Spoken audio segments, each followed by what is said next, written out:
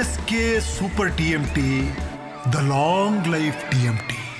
ದಾವಣಗೆರೆ ದಕ್ಷಿಣ ಮತ್ತು ಬಾಗಲಕೋಟೆ ಉಪಚುನಾವಣೆಯಲ್ಲಿ ಈಗ ಕಾಂಗ್ರೆಸ್ಗೆ ತಲೆನೋವು ಆಗ್ಬಿಟ್ಟಿದೆ. ಏನಪ್ಪ ಮಾಡೋದು ಅಂತೇಳಿ ಬಿಜೆಪಿಯಲ್ಲಿ ಕ್ಲಿಯರ್ ಮಾಡ್ಕೊಂಡ್ಬಿಟ್ಟಿದ್ದಾರೆ. ಈ ನಿಟ್ಟಿನಲ್ಲಿ ಈಗ ರಾಜ್ಯಕ್ಕೆ ಕಾಂಗ್ರೆಸ್ನ ಉಸ್ತುವಾರಿ ರಣದೀಪ್ ಸುರ್ಜೇವಾಲಾ ಬರ್ತಾ ಇದ್ದಾರೆ. ಕಾಂಗ್ರೆಸ್ನಲ್ಲಿ ಬೈ ಎಲೆಕ್ಷನ್ ಟಿಕೆಟ್ಗೆ ಈಗ ಪೈಪೋಟಿ ಹೆಚ್ಚುತ್ತಾ ಇದೆ. ಎರಡು ಕ್ಷೇತ್ರಗಳಲ್ಲಿ ಯಾರಿಗೆ ಟಿಕೆಟ್ ಆಗುತ್ತೆ ಅನ್ನುವಂಥ ಖಾತ್ರಿ ಗೊತ್ತಾಗ್ತಿಲ್ಲ. ಕೆಲವೇ ಕ್ಷಣಗಳಲ್ಲಿ ಸುರ್ಜೇವಾಲಾ ಭೇಟಿಗೆ ಸಿಎಂ ಡಿಸಿಎಂ ಅವರು ಹೋಗ್ತಾರೆ. ಇಬ್ಬರ ಜೊತೆಗೆ ಟಿಕೆಟ್ ಹಂಚಿಕೆ ಬಗ್ಗೆ ಚರ್ಚಿಸಿ ಫೈನಲ್ ಮಾಡ್ತಾರೆ. ಎರಡು ಕಡೆನೂ ಕೂಡ ಕುಟುಂಬ ರಾಜಕೀಯ ಇದೆ. ಅಲ್ಲಿ ಆ ಕಡೆಗೆ ಮೇಟಿ ಕುಟುಂಬ, ಈ ಕಡೆಗೆ ದಾವಣಗೆರೆಯಲ್ಲಿ ಶಾಮನೂರು ಶಿವಶಂಕರಪ್ಪನವ್ರ ಕುಟುಂಬ.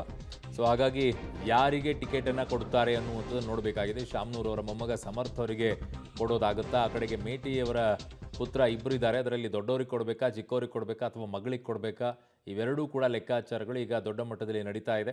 ಸೊ ಹಾಗಾಗಿ ಸುರ್ಜೇವಾಲಾ ಅವ್ರ ಜೊತೆಗೆ ಮಾತುಕತೆಯನ್ನು ಮಾಡಿ ಫೈನಲ್ ಮಾಡಬಹುದು ಅಂತ ಇದೆ. ನನ್ನ ಸಹೋದ್ಯೋಗಿ ಈಗ ಪೊಲಿಟಿಕಲ್ ಬ್ಯೂರೋದಿಂದ ಸುಖೇಶ್ ನನ್ನ ಸಂಪರ್ಕಕ್ಕೆ ಸಿಗ್ತಾ ಇದ್ದಾರೆ. ಸುಖೇಶ್, ಏನ್ ಡೀಟೇಲ್ ಸಿಗ್ತಾ ಇದೆ ಉಪಚುನಾವಣೆ ಬಗ್ಗೆ? ಅರುಣ್, ಎರಡು ಕ್ಷೇತ್ರದ ಉಪಚುನಾವಣೆಗೆ ಅಭ್ಯರ್ಥಿ ಆಯ್ಕೆ ಕಾಂಗ್ರೆಸ್ ಪಾಲಿಗೆ ಕಗ್ಗಂಟಾಗಿರುವಂತದ್ದು.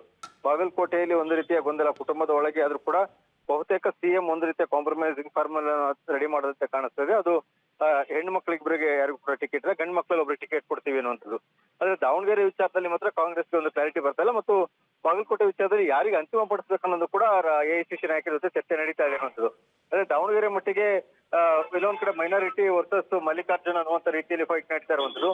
ಇಬ್ಬರನ್ನು ಕೂಡ ಸಮಾಧಾನ ಪಡಿಸುವಂತಹ ಮತ್ತು ಮನವೊಲಿಸುವ ಮತ್ತು ಮನವರಿಕೆ ಮಾಡಿಕೊಡುವಂತ ಅನಿವಾರ್ಯತೆ ಎರಡೂ ಇರೋದ್ರಿಂದ ಅದನ್ನ ಹೇಗೆ ಹ್ಯಾಂಡಲ್ ಮಾಡಬೇಕು, ಯಾರಿಗೆ ಆದ್ಯತೆ ಕೊಡಬೇಕು ಅನ್ನೋದ್ರ ಬಗ್ಗೆ ಸಾಕಷ್ಟು ಚರ್ಚೆ ನಡೀತಾ ಇದೆ. ಈ ಎರಡು ವಿಚಾರಗಳ ಕುರಿತಂತೆ ಸುರ್ಜೇವಾಲಾ ಜೊತೆಗೆ ಸಿಎಂ ಮತ್ತು ಡಿಸಿಎಂ ಇಬ್ಬರು ಕೂಡ ಈಗ ಖಾಸಗಿ ಹೋಟ್ಲಲ್ಲಿ ಸಭೆಯನ್ನ ನಡೆಸ್ತಾ ಇದ್ದಾರೆ. ಅರುಣ್, ಓಕೆ ಸುಖೇಶ್, ನಿಮ್ಮೆಲ್ಲ ಮಾಹಿತಿಗೆ ಧನ್ಯವಾದಗಳು.